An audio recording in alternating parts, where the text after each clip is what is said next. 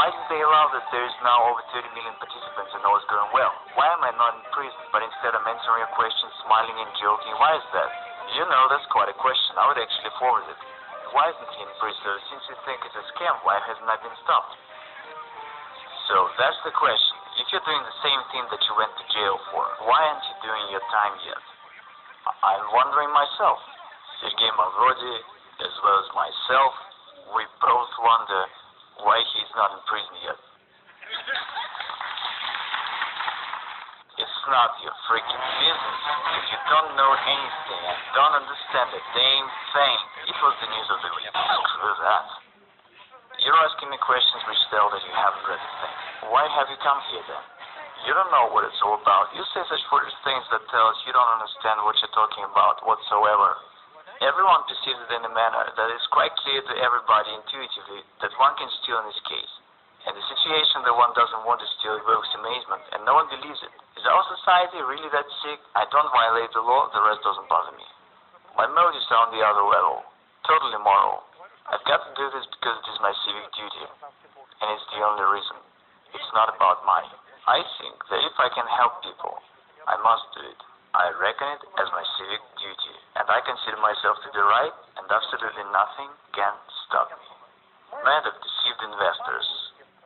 He's a fraud, and he deserved what he got. I have never deceived anyone. Neither do I deceive now. I honestly say that this is a pyramid. You're gonna lose your money.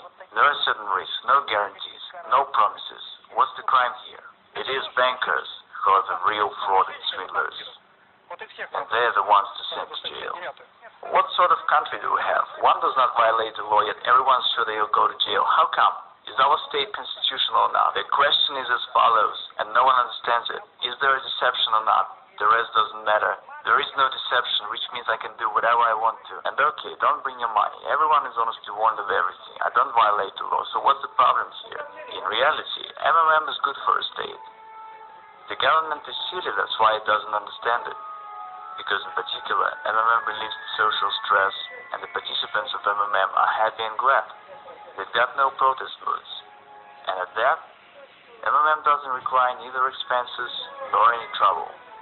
It grows very much like wild grass beside a fence, and everyone's glad and happy. In fact, should the government be smarter, it really should cherish us. When I came to the House of Russian Federation Parliament, the entire Duma turned to me to change their money. They all had played, but they did it anonymously. See, I had no need to talk to any high officials. Was there an opportunity to come to terms? Would they come to an agreement? That's unlikely, because I had threatened the very existence of the system. I had been repeatedly invited to Kremlin, but I didn't turn up. So they invited you to Kremlin? Yes, they had invited me for private talks.